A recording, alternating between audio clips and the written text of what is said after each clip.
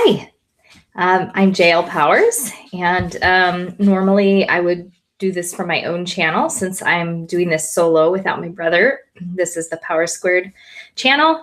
But it turned out that my own channel needed a bunch of setup and wouldn't let me do a simple Hangout live. But I wanted to conclude the 2018 Reading Africa Week, which has been going on all week from December 2nd to today, December 8th, over on Twitter. It's been very active. It's been a little less active, but still pretty active on Instagram. And there have been a few posts on Facebook as too. This is a worldwide event. Anybody can join in. We've had quite a lot of publishers offering discounts on their books, including my own press, Catalyst Press. We've been offering discounts on our website all week for our books. And other publishers have been doing the same. And then we've had readers and book activists and libraries, and even a high school has joined in. So it's been a great week to celebrate everything that African literature has to offer, which is the point of it to begin with. And so I thought that I would conclude this week not only to say how excited I have been at the level of participation this week, and to invite everybody to join in next year in 2019, which will be the same first full week of December, will be the Reading Africa Week every year. We hope to make this an annual event. And so besides expressing my excitement about this year, just to say, I hope everybody will join us next year and that we'll get an even bigger involvement. And then I thought I would present kind of 3 books that have been really important for me personally in my life and growth as a human, and as eventually a publisher of African literature, or rather, since I actively subscribe to the idea that African literature is not a genre, I guess I should say as a publisher of books by African writers and about Africa, or set in Africa. So the first book that I want to talk about is, upside down. Maybe, nope, there we go. I don't know, maybe it's going to show weird. It mirrors back opposite to me, but Things Fall Apart by Chinua Achebe was the first book that I read as a young adult. I was about 20 years old, and I had spent the previous summer working with street youth in Kenya.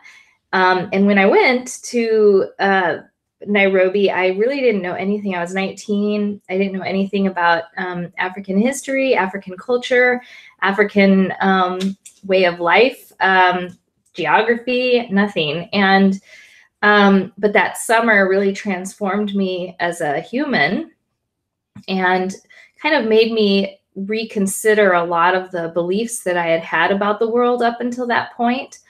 And so then the next year when I read Things Fall Apart by Chinua Achebe, it really broke me open. And I just spent the last week writing an essay about the impact that this book had on my life. And I don't want to repeat everything in that essay because hopefully it'll be out in a couple months and you'll be able to read it yourself.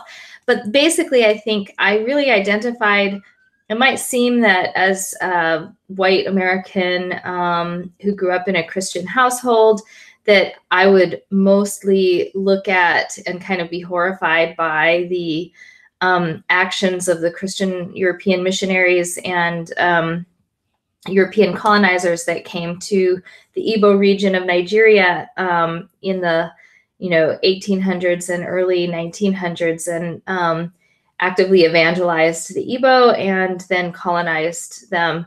And of course I was, but what I really identified most with as I was really thinking about it this last week were the main character, Okonkwo, who was dedicated to his culture and the survival of his culture to the point of killing for it and being killed for it, and blindly devoted to his culture. And then the other character that I really identified with was Okonkwo's son, who began to see the cracks within his own culture and with the values that his father was teaching him, and moved away from his father's pure devotion to the culture and embraced the new things that both Christianity and European culture offered, which, as we know, had in many ways has had very destructive effects on the African continent. But I think the interesting point about this was the recognition that there were cracks in Igbo culture, and that there were wounds that it created, and that people like Okonkwo's son then gravitated towards this new thing because the cultural ideals and values of their own culture weren't quite fulfilling the needs that they had. And Okonkwo was unable to be flexible enough to sort of meet his son's needs. And so instead, there was this complete rupture in their relationship. And I really identified with that as a young adult, and in recognizing the cracks in my own American culture and in my, at that time, faith in Christianity. And this really sort of shook me to my core. And I think probably, besides the fact of my time spent in Africa, was a big reason that I ended up eventually getting 2 graduate degrees in African history, and becoming deeply invested in the continent in other ways. Another one of the early books that I read was Nervous Conditions by Tsitsi Dangarembga. She's a Zimbabwean writer, and this is another classic like Things Fall Apart, although it was published probably 30 years after Things Fall Apart, but is still a very modern classic that depicts the experiences of a young African girl during the time when Zimbabwe was Rhodesia, who goes to a European-style school and eventually finds herself completely alienated from her own home culture and her family and the values of her culture because of the education process. And it produces within her a nervous condition, quite literally anorexia. And what I found really compelling when I first read this book and analyzed it was the very last line of the book. It says, I'll read the last paragraph because I was young then and able to banish things, but seeds do grow. Although I was not aware of it then, no longer could I accept Sacred Heart and what it represented as a sunrise on my horizon. Quietly, unobtrusively, and extremely fitfully, something in my mind began to assert itself, to question things and refuse to be brainwashed, bringing me to this time when I can set down this story. It was a long and painful process for me, that process of expansion. It was a process whose events stretched over many years and would fill another volume. But the story I have told here is my own story, the story of 4 women whom I loved and are men. This story is how it all began. And what I loved about that ending is that, in one sense, she begins the story at the ending in which she talks about writing this story was the process of deconstructing the damage that colonialism and the education system of colonialism had done to her personhood and her identity as an African. Again, had a huge impact on me in understanding the destructive aspects of colonialism, and just a great read, highly recommended. And then the last one is going to seem like really different, and it is. It's nonfiction. It's written by a couple of South African documentary reporters, photographers, filmmakers, news reporters, who spent many years in South Africa documenting the violence and atrocities that occurred during apartheid as Africans rose up in rebellion against this very racist ideology and political system. And it's called the Bang Bang Club, Snapshots from a Hidden War. It's kind of a memoir of sorts, but it documents how these photographers and news reporters who were friends became so deeply invested in reporting the truth about what was going on in the townships in South Africa, that, you know, they didn't even necessarily take the precautions that they needed for their personal safety.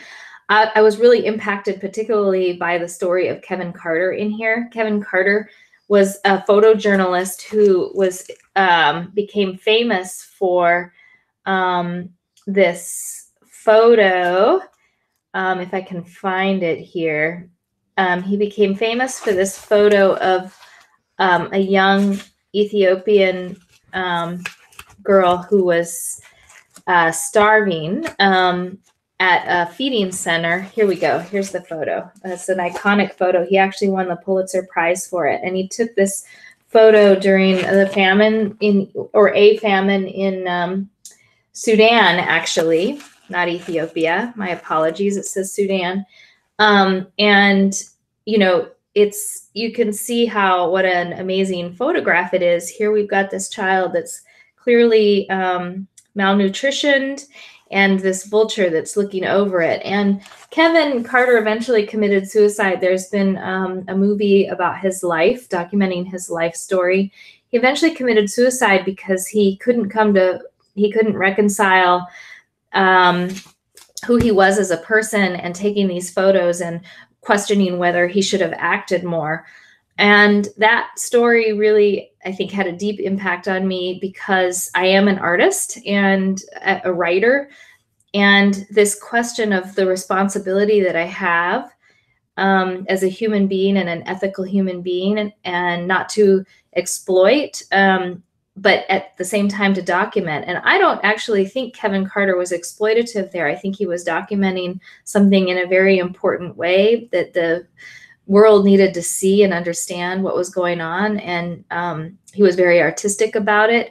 And he himself talked about how he didn't just leave that child there. She was actually just a few feet away from the place where they were offering food, and she was, taken and given food. And so he didn't leave her in danger. But I think that thought of the ethical responsibilities that we have as artists and as human beings, not just to document, but to consider the impact of what we put out into the world is something that really meant a lot to me personally. And so those are the 3 books that I just wanted to talk about for Reading Africa Week for the conclusion. This is the last day. It's been a great week, and I'm really excited. I saw that there was one other YouTube video about this, and I had never even really thought about putting YouTube videos out for Reading Africa Week. But guess what? Next year, there's probably going to be a video every day. So thank you very much, and I hope you'll join us next year for Reading Africa.